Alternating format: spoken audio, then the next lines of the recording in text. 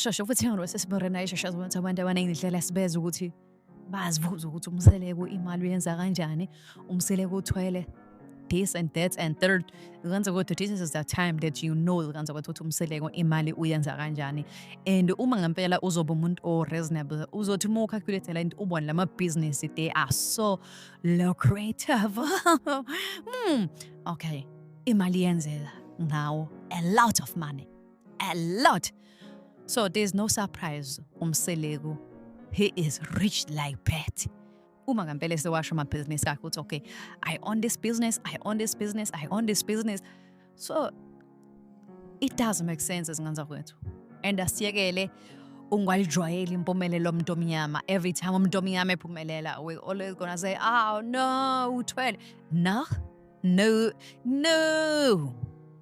Kakhulu. So co-executive producer. Yeah, and the producing company yami. Yeah.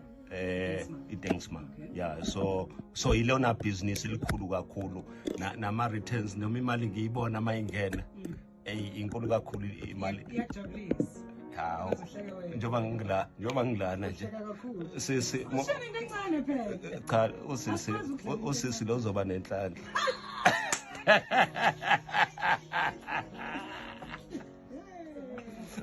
Yini nje okuyona ngiyazi ukuthi property. Yeah. Nokuyibhizinisi okwethu vele kulona. Yeah, la eThekwini ngiyisakhamuzi nginama property. Uma Khumalo ngelilanga wakwakhuluma wathi bebehlala nompumelelo kwenye indawo. Leyo ndawo yakamseleko lebe behlala kuyo. So sikwi property. Bese sibe kwi transport and logistic. And then bese senza i-television. Kusho ukuthi kukuthatha sikwenzayo. Because ngayibalekela ibhizinisi lezo sixabanisa nabantu kufanele sivuke kufanele singalali ngathi angiyifuni leyo business yeah. So ilawo ma business ke ukuthwala ngazi ukuthi kuphunywa kubhekwe ngalaphi futhi ke angifuni nokwenza ngoba manje kuyovele kuthiwa angidlela ezingane zami kanti ngisebenzele kanzima ukuthi izingane zibe khona. Ndikhona lokho kwakholakala impela engathi ingathi ugogo flow inkulu indaba. Angithi ke Ingathi kungaphezulu. Lokho engiyikho ingoba ngakhuluma naye ilonto abantu abahlulekayo uyazi mawumile kuNkulunkulu akangilinganisi umkhonza ukwenzela izinto ebezingacatshwa ngabantu and then abantu bagcine bengazikholwa lezo zinto.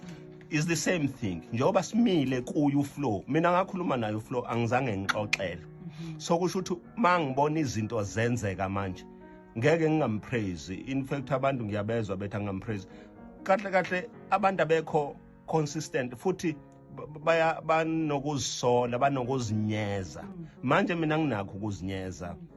Lo muntu wakhuluma nami waphinde lo muntu wangitshela yazi mina lo wamuzi wakamseleko obonayo lapha ama yellow houses ngawaphuphe ngekho elethwe izibona ngephupho bathi lo muzi uzoba ngakho. In fact awungangoba babekulethile Ukusho ukuthi hayi kusayimbijana uFlow waletha inyakanyaka. Now uhleleleni sibonela uwina indondo mhlawumbe kusitshene kancane ngaleyo ndondo ngokuna kwani ukuthi ke kwakuphatha kanjani.